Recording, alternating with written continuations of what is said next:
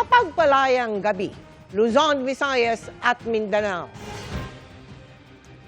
Tumaas ang tensyon ng magpang-abot ang mga pulis at mga nagpo-protesta ngayong araw ng kasarinlan.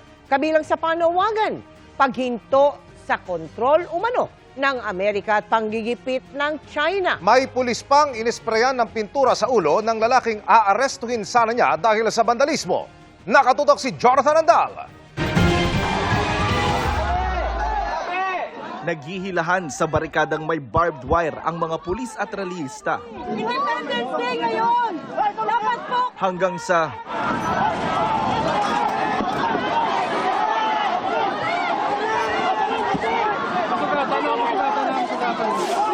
itinumba na ng mga rallyista ang isang barikada.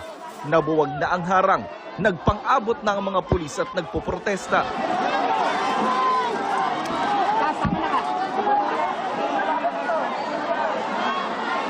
Pero hindi na rin nakalusot ang mga rallyista, kaya nagprograma na lang sila sa harap ng linya ng pulisya. Sabi ng Manila Police District o MPD, nasa 2,000 pulis ang humarap kanina sa nasa 500 nagpoprotesta mula sa mga progresibong grupo.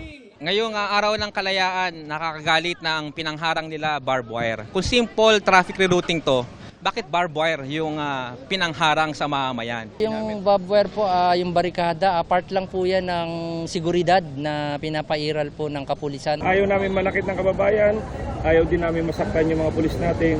So yun lang naman. Kaya ito, may mga barbed wire kayong Mas okay na siguro yun, at least walang contact.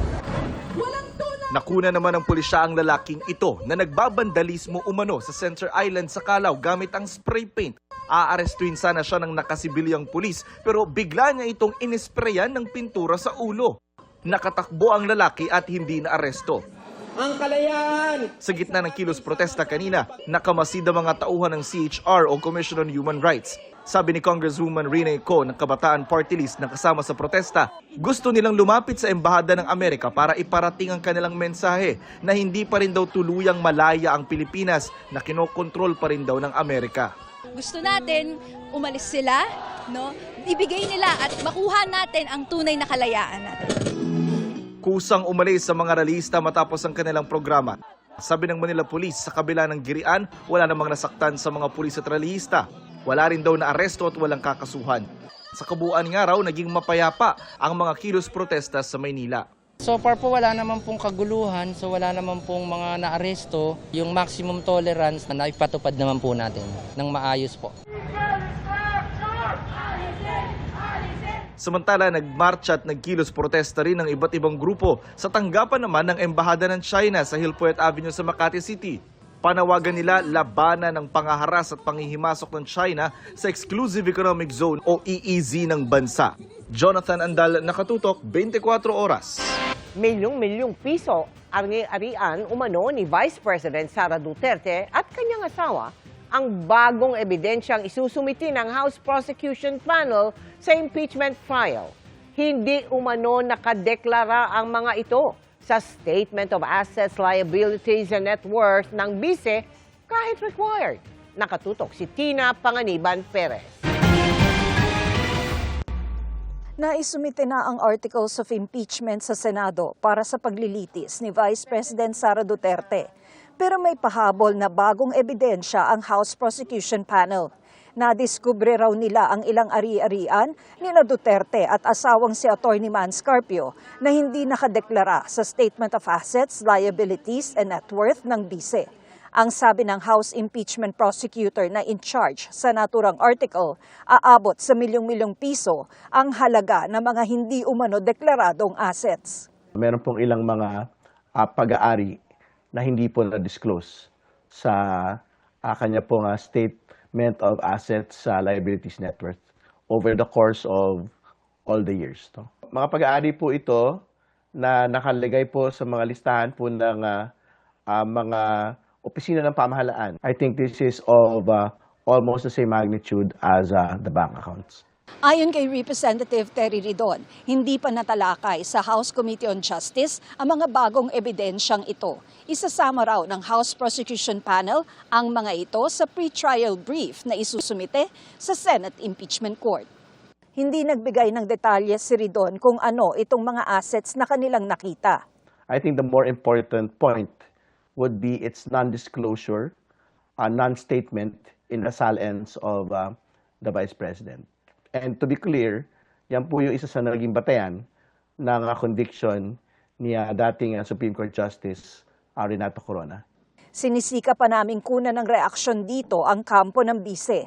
Sabi ni Ridon, ipapa-authenticate nila ang mga ari-arian at kanilang ipapasabpina ang mga individual na may kinalaman sa mga transaksyon.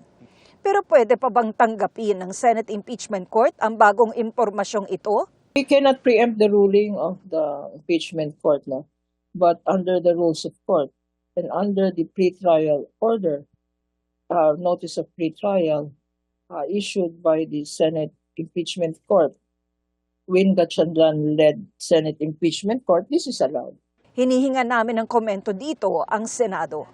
Tina Panganiban Perez, Nakatutok, 24 Oras.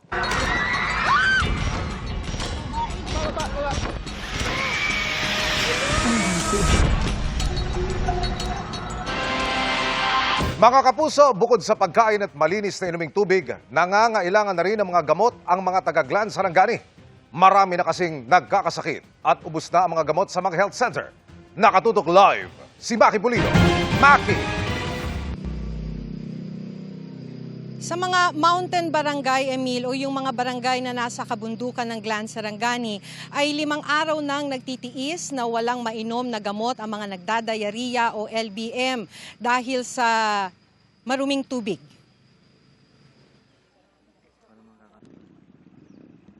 Mula sa highway, sakay na motorsiklo, nasa 30 minuto ang biyahe hanggang sa sentro ng Barangay Kaltuad. 4 na ilog ang tatawirin bago makarating dito.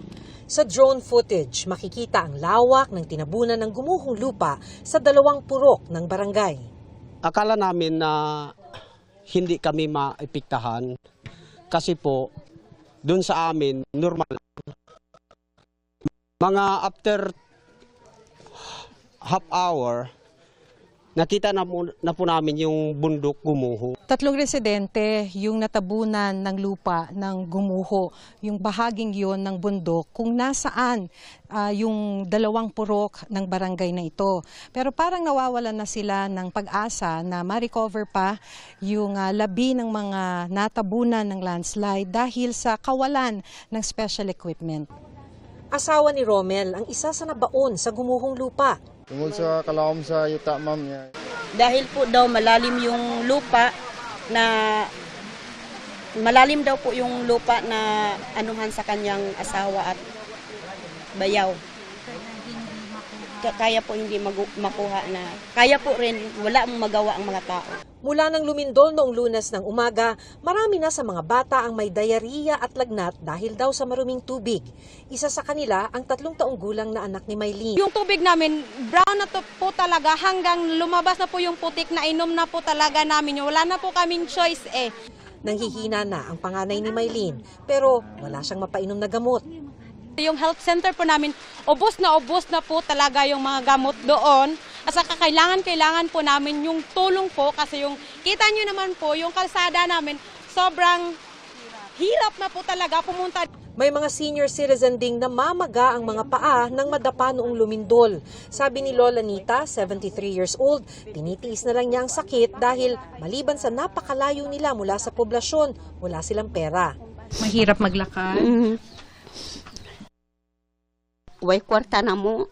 Diri lang may. Sa tansya ng mga residente, nasa 50 bahay sa 2 purok ang gumuho o tinangay ng landslide matapos lumindol.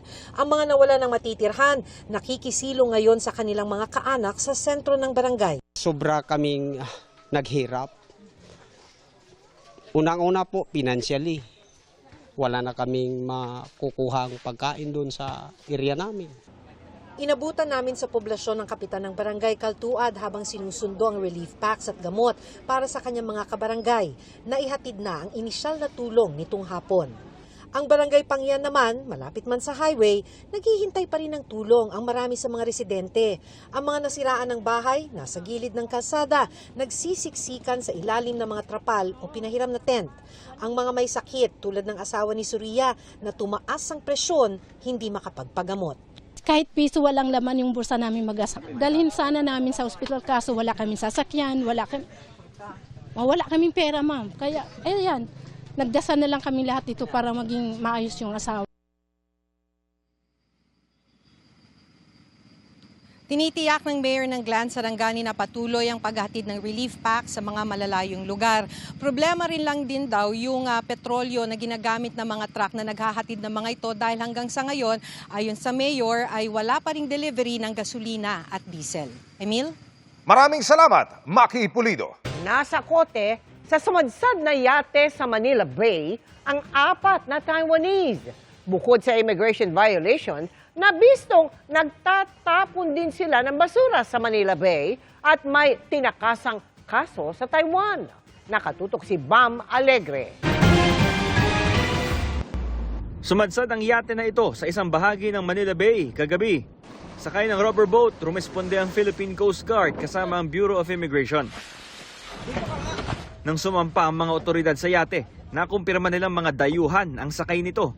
May yate kasing sumadsad, motor yacht marauder. So apang inspection ng Coast Guard, mga tao natin, nakita natin na sumadsad sila. So binord natin. Sa inspeksyon ng Special Response Team ng Bureau of Immigration Intelligence Division, nakumpirmang mga Taiwanese ang sakay ng yate. May mga violation din umano sila sa immigration law. They are deemed undesirable aliens sa record nila. So we coordinated with the immigration para i-enforce ang whatever immigration law na ipapataw sa kanila. Sa isang pahayag, sinabi ng Bureau of Immigration na may mga kaso rin kaugnay sa illegal na droga sa Taiwan ang 2 sa mga dayuhan. Illegal entry naman daw ang kaso ng 2 iba pa. Hindi sila pinangalanan ng immigration. Bukod sa immigration violations, nahuli rin daw ng PCG na nagtatapon ng basura ang mga Taiwanese sa Manila Bay. Immigration law ang ipapataw ng mga BI. Actually, meron din silang kaso sa amin. Nung nagpapatrol kasi tayo, nakita natin na aktual na nagtapon ng basura. Mabigat po ito na penalty sa under ng circular ng Coast Guard. May penalty po ito na 100,000. So may kaso silang administrative sa amin, ngayon may kaso din sila sa BI. Isinailalim sa booking procedure sa BI headquarters sa Maynila ang 4 na Taiwanese. Dadalhin sila sa facility ng BI sa Camp Bagong Diwa para sumailalim sa preliminary investigation. Walang pahayag ang mga Taiwanese dahil sa language barrier. Sa tulong ng translation app, ipinarating nila na hihintayin daw nila ang kanilang abogado. Iimbestigahan din ng mga otoridad kung paano sumadsad ang yate. Sakaling hindi rin maayos ang mga dokumento ng yate na nirentahan lang daw ng mga Taiwanese, kukumpiskahin ito. Bam Alegre, nakatutok, 24 oras. Nasunog naman ang isang yate sa Glan Sarangani. Sakay pa naman niya ng mga relief goods na ipapamahagi ng isang religious group para sa mga nilindol. Nakatutok si Mark Salazar. Sa gitna ng dagat na sakop ng Barangay Pangyan sa Glan Sarangani, nilamon ng nagngangalit na apoy at maitim na usok ang yating ito. Life jacket! Ilabay ang life jacket! Malapit sa nasusunog na yate ang ilang taong nagpalutang-lutang sa dagat. Ipalayo mga pre! Mabilis silang sinaklolohan at hinagisan ng life vests at jackets.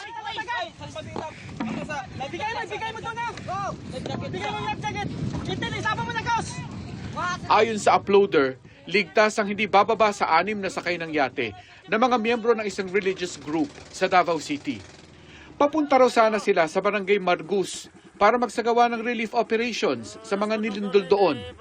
Dala nila sa yate ang mga sako-sakong bigas, pagkain at inuming tubig. Laking panghihinayang dahil imbis na makarating sa mga nilindol, nasunog o hindi kaya nahulog sa dagat ang relief goods. Bago pa raw kasi lumaki ang apoy, sinubukan pa nilang ilipat ang relief goods sa sumaklolong bangka. Iyon nga lang, nadamay at nilamon din ng apoy ang bangka. Patuloy ang isinasagawang investigasyon ng Coast Guard sa insidente. Wala namang namatay o nasaktan sa nasunog na yate. Mark Salazar, nakatutok 24 oras. Dahil sa kanya umanong mga pahayag, pinagbawalan ng China na pumasok sa kanilang bansa si Defense Secretary Gilbert Teodoro, kanyang asawa at anak. Nakatutok si Marisol Abduraman. Yes. The problem is if there are rivalries that do not, you have rivals who do not follow rules and then try to use their size like China against you. Yun ang mistrust, no? Kasi hindi na nga sumusunod sa batas, galit pa. Isa lang yan sa mga naging pahayag kamakailan ni Department of National Defense o DND Secretary Gilbert Teodoro kaugnay ng China. Ganti ngayon ng China bilang pagkastigo sa kanya, travel ban kay Teodoro, kanyang asawa at anak sa mainland China. Pero tila ipinagkibit-balikat lang ito ni Teodoro. Sabay sabing karapatan naman ng China na magpatano ng ganyang sanksyon o parusa. Ganoon naman talaga niya ang ginagawa nila sa mga nagsasabi ng katotohanan, saan niya ay pandilin lang ng China. Sa kabila nito, itutuloy ni Teodoro ang kanyang tungkulin at itataguyod ang bansa sa harap ng anyay kasama ang ginagawa ng China sa Pilipinas at sa karagatan. Sabi naman ng Department of Foreign Affairs, hindi ito sang-ayon sa ginawa ng China sa pamilya ni Teodoro, pero sovereign rights nila ito. Tingin namin hindi tama yung pag-ban nila kay Secretary Teodoro at sa kanyang pamilya. However, ito pa rin sovereign right nila yan. Kagaya din natin kung gusto nating iba na certain people. Gayunman, hindi anya ito gawain ng Pilipinas. Susubukan nila anilang talakayin ito sa mga otoridad ng China. We've never imposed any sanctions.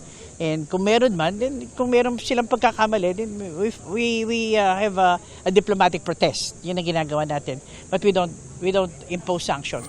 Sinusubukan pa naming kunan ng pahayag ang palasyo ukol dito. Marisol Abduraman, nakatuto 24 oras. Happy Friday, chikahan mga kapuso! Fashionably fabulous ang mga kapuso star na dumalo sa anniversary ng isang magazine. Kabilang ang ilan sa cast ng The Master Cutter. Naroon din si Michelle D na proud daw sa naging performance ni Gazini Granados sa MGI All-Stars. Pero ang tanong, is she ready to represent the Philippines again like Gazini? Makichika kay Aubrey Carampel. Kasama ang ilang sparkle stars. Very island girl ang dating ni Max Collins nang dumalo sa anniversary party ng isang fashion and lifestyle magazine. Ang kanyang look, inspired ng kanyang karakter sa top-rating GMA Prime series na The Master Cutter. Si Elaine, ang babaeng nakilala sa isla ng bidang si Atoy na ginagampanan ni Dingdong Dantes.